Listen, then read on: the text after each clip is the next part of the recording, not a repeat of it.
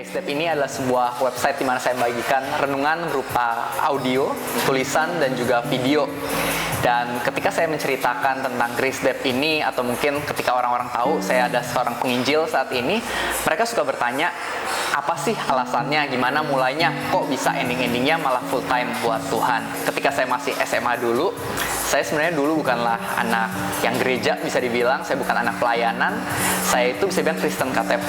Pergaulan saya juga masih kurang baik, masih suka nonton hal-hal nggak benar di internet, ngomongnya kasar, egois, nggak menghormati orang tua dan sebagainya. Tapi singkat cerita, pada masa akhir SMA saya punya banyak masalah di dalam hidup yang membuat saya jadi khawatir sama masa depan saya. Saya mulai mencari-cari apa yang dinamakan harapan. Jadi saya nonton video-video di YouTube waktu itu, saya nontonin para motivator, dan singkat cerita saya ketemu dengan seorang motivator yang sangat menarik di YouTube, namanya lah Nick Vujicic, mungkin beberapa dari kita tahu ya. Seorang motivator yang nggak punya tangan, nggak punya kaki. Dan pas saya nonton Nick ini, saya merasa benar-benar takjub, kok bisa seorang yang nggak punya tangan, nggak punya kaki, tapi motivasi orang-orang punya tangan, punya kaki. Jadi setelah saya nonton video-video dia, Nick mengatakan bahwa dia mendapatkan pengharapannya dari Tuhan Yesus. Dan itu bikin saya semakin bertanya-tanya, siapa sih sebenarnya Tuhan Yesus ini? Saya pengen tahu lebih. Jadi saya nontonin semua video motivasi atau semua video khotbah dari Nick Vujicic ini. Dan setiap kali saya dapat sebuah pelajaran yang bagus, saya suka share, saya suka bagikan ke teman sebangku saya di sekolah dulu. Dan waktu itu teman sebangku saya bisa dibilang tuh anak terbandel di sekolah, yang isep aneh-aneh, tempat aneh-aneh tuh dia big bossnya, dia selalu yang pertama. Tapi karena dia adalah best friend saya selalu ceritanya ke dia setiap ada pelajaran yang bagus. Dan singkat cerita, pada akhir masa SMA saya, pelajaran agamanya, ujiannya adalah untuk bikin sebuah liturgi ibadah. Kita anak-anak, murid-murid disuruh bikin satu kelompok isi 10 orang, dan tiap orang punya perannya masing-masing. Ada yang jadi pendoa, pengkhotbah, worship leader, dan sebagainya. Dan karena waktu itu saya suka nontonin khotbah dari Nick ini, saya berpikir kayaknya seru juga nih khotbah, pengen cobain ah. Tapi ternyata teman-teman saya yang lain, para perempuan di kelompok saya, mereka bilang, wah ada khotbah nih, cocok si Randy aja, Randy gitu. Jadi ada teman saya yang lain, namanya Randy, dia tuh anak super baik di sekolah. Yang kerjanya tuh gereja, sekolah, gereja, sekolah, gereja, sekolah. Anak super baik deh pokoknya. Jadi saya pikir bener juga sih kata teman-teman saya ini. Daripada saya, lebih baik Randy aja. Kan dia anak gereja, anak pelayanan. Sedangkan saya masih suka jarang gereja. Saya juga masih suka nonton hal nggak bener di internet, ngomong kasar, kotor, egois, segala macam. Menurut saya daripada saya, mending Randy aja, saya nggak layak. Tapi singkat cerita, setelah itu guru agama saya mengatakan bahwa perannya nggak bisa pilih sendiri, bakal diundi.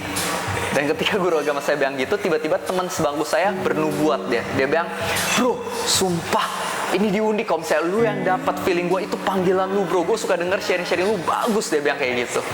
Ya biasanya orang-orang dapat nubuat dari pendeta terkenal, kalau saya dari teman saya narkobaan.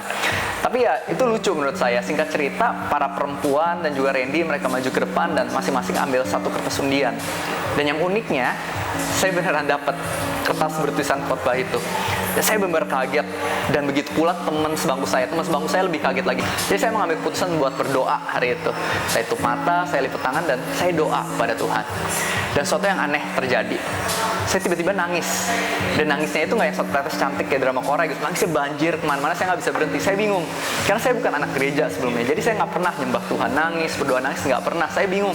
Saya mau berhenti juga nggak bisa. Saya bingung banget. Jadi tengah itu semua ya saya bilang, Tuhan, kalau emang ada sesuatu di balik ini, tolong Tuhan yang pimpin deh. Singkat cerita, seminggu setelahnya saya ambil nilai di sekolah, saya khotbah, dan 1 bulan kemudian saya lanjutin kuliah ke Amerika waktu itu. Dan teman-teman saya semua mengatakan, wah Rev, lu ke Amerika fix, hidup lu makin rusak, pergaulan pasti buruk, akses sana itu gampang, mau kayak yang aneh-aneh. Dan saya setuju, di sana akses ini, akses itu yang aneh-aneh sangat mudah. Tapi yang uniknya, pada hari Minggu pertama, saya mengambil keputusan buat datang ke gereja.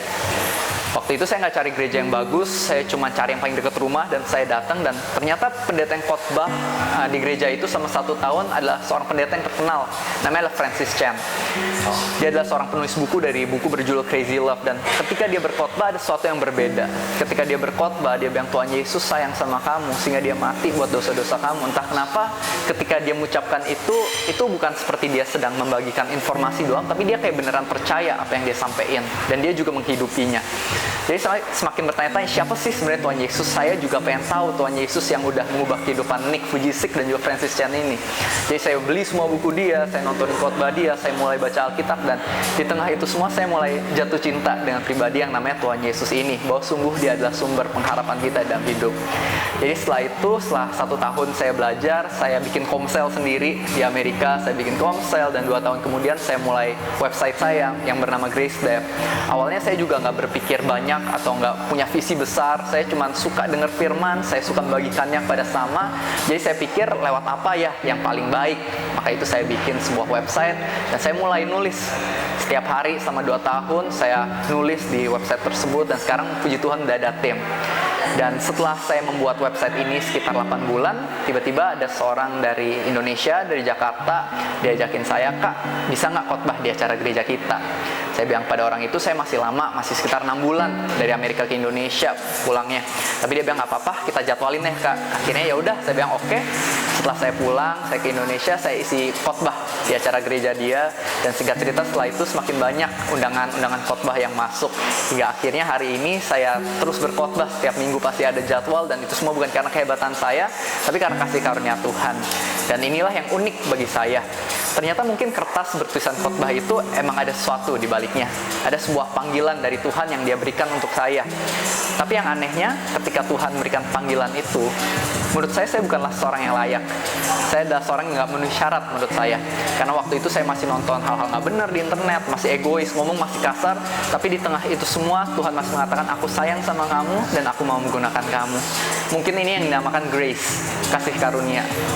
Tuhan memilih pengikut-pengikutnya bukan karena pengikut-pengikutnya ini begitu sempurna, melainkan dia menyempurnakan orang-orang yang dia panggil. Dan saya merasa saya terpanggil bukan karena kehebatan saya, melainkan sepenuhnya karena kasih karunia Tuhan. Dan kalau kita baca Alkitab, sama semua pengikut-pengikut Tuhan, mereka pun terpanggil oleh karena kasih karunia. Kalau nggak percaya, kita lihat aja Alkitab kita.